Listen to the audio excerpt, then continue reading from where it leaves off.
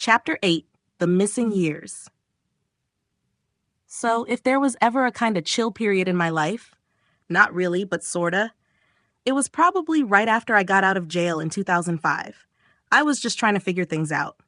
Luckily, I had my football crew. In a town like Luton, you needed to belong somewhere, and those guys, they were my people. That was the only place I actually felt safe, or at least like I belonged. Then there was my fiancé. We've been through a lot, but even back then, we were the real deal. Beto, if you hadn't noticed, I'm not exactly the romantic type. She stuck with me through some serious ups and downs. Actually, probs more downs than ups, if we're being honest. So yeah, I get out of Bedford Nick, got slapped with 3 months on a tag, and suddenly had nothing to do. First time that had happened, not the last though. I hit up my Irish mate Dave, aka Little Legs, I can call him that, because I'm basically the same height, and told him, bruh, I need a job. Minor Planet had obviously ghosted me, and that whole aeronautical engineering dream, dead and buried. Dave came through for me, though. Got me doing random laboring jobs all over the place. One time, I had to haul 1,000 sheets of plasterboard across Stevenage Town Centre. Straight up backbreaking work. Did some window fitting in London, hustled here and there. And on the side, I started buying and selling. You know, finding extra stock from one guy, flipping it to another who was looking for a deal. Classic Del Boy vibes. If there was a way to make a quick buck, I was on it. Had the big gold chain, thought I was some kind of top geezer. And yeah, before you ask, I had the gold medallion too. Oh, and a fat ring with yaks on it. Absolute cringe. Fast forward a few years, wedding day rolls around. My mates? Yeah, they had a field day roasting me.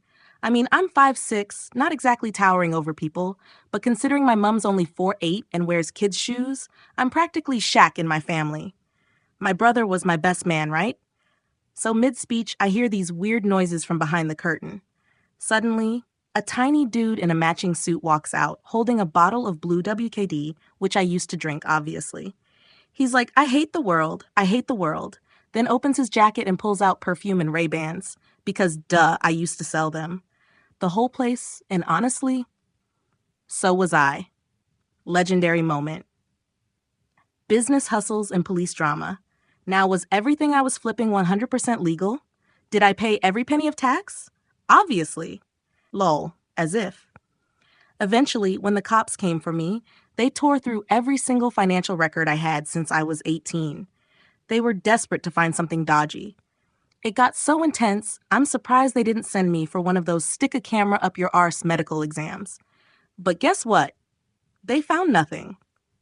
My big break came when Dave's plumber decided to pack up and move to Australia. That left a gap. I saw my chance and asked if we could take over the work. My dad was a pro pipe fitter. I was decent with my hands, so we made it happen. Boom, business partnership unlocked. For a couple of years, we were killing it. We fitted out entire blocks of flats, one after another. I even copped a couple of properties off plan. Brought in my wife's brother, little Stevie, as an apprentice, plus a bunch of mates. At one point, we had a whole squad, like 7 or 8 guys working for us. Money was rolling in. Then Dave decided to open a hair salon for his daughter. Next door, there was an empty shop space. He offered it to me at cost price, too good to turn down. The rent was only £500 a month. So what did I do? Opened a tanning salon. Yes, a tanning salon. Before you start judging, listen, I was smart about it. Got the signs in English and Polish, because Polish girls love their tan, kept the branding matching the hair salon next door, and boom, we were in business. It was making £2,000 a week, but since most of it was cash, the police were all over me when I started the EDL. They thought I was dodging tax, laundering money, whatever. So I just pointed them to my garage full of bin liners, every single till receipt stacked up neatly. Some poor copper had to spend 2 years going through thousands of them. Bro, I hope he got a pay raise. World Cup Madness 2006 edition. Other than running my businesses, I was obsessed with following England football. So in 2006, a bunch of us hit Germany for the World Cup. Absolute chaos. We got a motorhome, a squad of mad lads in their early 20s, plus one 40-year-old guy, Lee. Poor Lee. He thought he could keep us in check. Big mistake. We were in Frankfurt, Nuremberg, Cologne, Stuttgart, Gelsenkirchen. All over the place as vibes. Until, well, the German police got involved. One of the lads had fake euros, rookie move, so they raided our motorhome.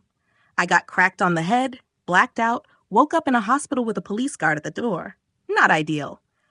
Now, instead of just accepting my fate, I did what any reasonable person would do. I escaped. Ripped out my IV, climbed onto a 6th-floor window ledge, shimmied along, broke into another room, grabbed some towels like I worked there, walked past the guards, and bolted back to the motorhome. My mate Kylie? Yeah, he wasn't so lucky. They kept him locked up for 2 weeks. Peak chaos, breaking into FIFA HQ. Fast forward to 2011. England was playing Spain, and FIFA said we couldn't wear poppies on the team's kit for Remembrance Sunday. Absolute joke. Me and the boys were fuming, so what did we do? Flew to Zurich to confront FIFA directly. Long story short, we blagged our way into FIFA HQ, pretending to be FA delegates, snuck into the actual building, found our way onto the roof, and held up a banner. Sepp Blatter and FIFA execs were standing below, looking up like WTF is happening? Cops show up, threaten to arrest us. We refused to move. 6 hours later, FIFA backs down. England got to wear the poppy, mission accomplished. Except, they threw us in a Swiss jail for 3 days. Kev, my right-hand man, got put in a cell full of violent Somalians. He was not vibing. I, on the other hand, was chilling. Got some solid sleep, chatted with my Liberian cellmate, and had a laugh about the whole thing. When we got out, straight to McDonald's. And that's how a simple idea to honor our soldiers turned into storming FIFA HQ like it was a heist movie. Final thoughts? Life was wild, and honestly, it was just getting started.